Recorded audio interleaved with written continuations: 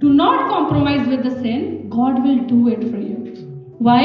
क्योंकि जिसने आपको चुना है वो सब कुछ करने की सामर्थ रखता है.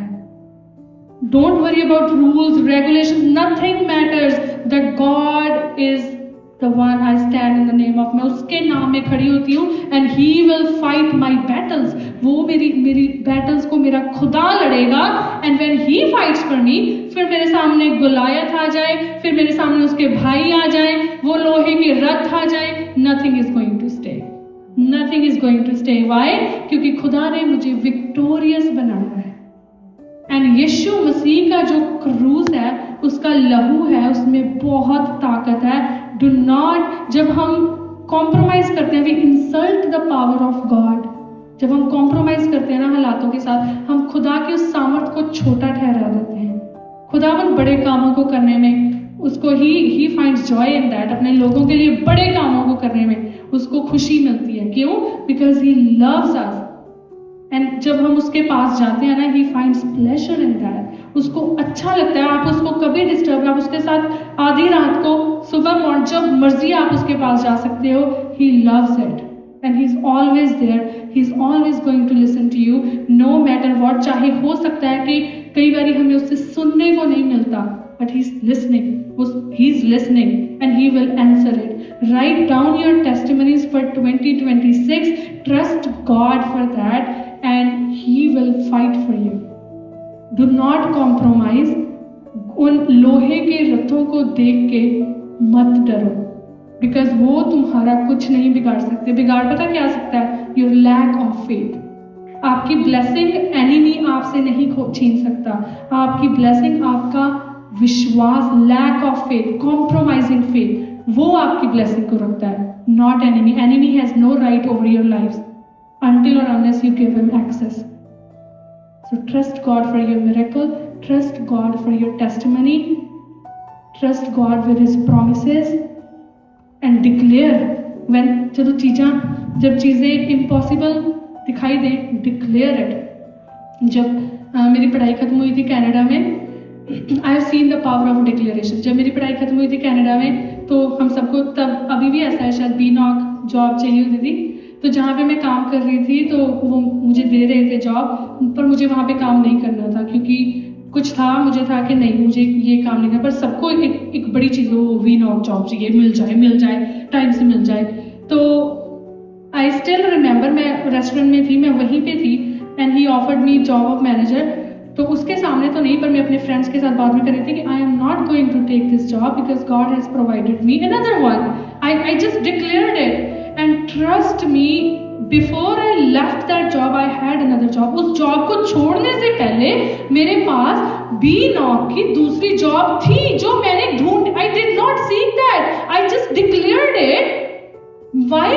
बिकॉज आई हैड फेथ कि my God can do it. मैंने एक चीज, मैं अपनी बात नहीं कर रही, मैंने एक चीज नोटिस की अपनी लाइफ में, सीखी है.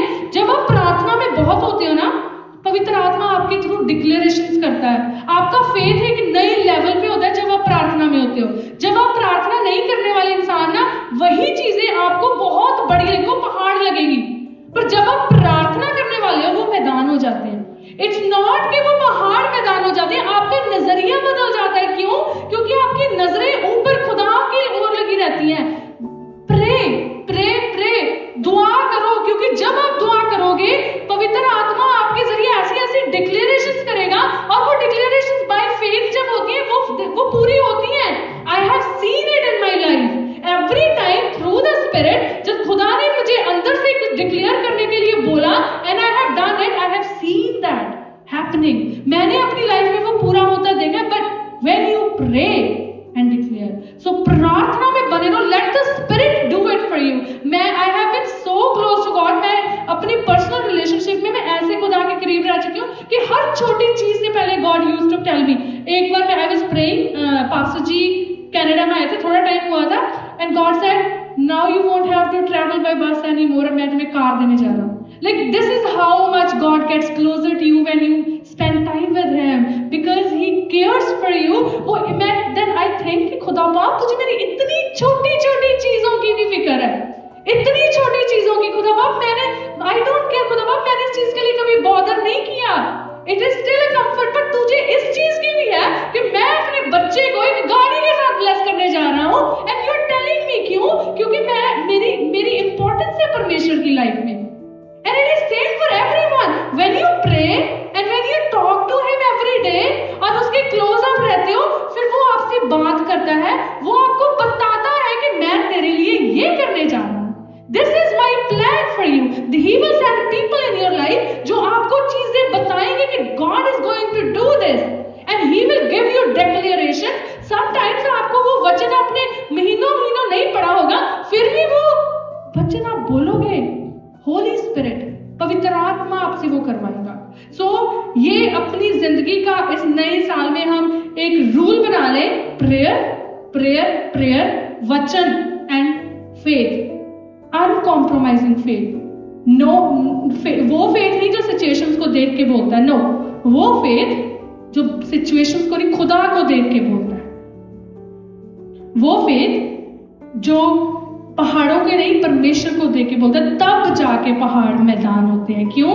क्योंकि फेथ हमें ऊंचा उठाता है, और जब ऊंचे उठ जाते हैं, पास्टर बोलते हैं ना हमेशा, जब आप ऊंचे से कुछ देखते हो ना, आपको सब कुछ छोटा लगता है। दाऊद भी उस समय, उसको गोलायत भी वैसा ही लग रहा होगा, वेरी श्योर, नहीं तो कोई खड़ा नहीं हो सकता ऐसे जन के सामने। वो खड़ा था वो बच्चा ना, क्योंकि उसकी नजरें खुदा पे थी। How prayerful he was that, कितनी दुआ करता होगा वो कि उसका इतना बड़ा फेथ था। वो फेथ हमें चाहिए कि खुदा ने मुझसे वादा किया है, God is able to do it. बाकी सब कुछ पॉसिबिलिटी क्या है, लोग क्या कहते हैं, what is going, no no no, God said it, he will do it. Let God do it, let God fight for you.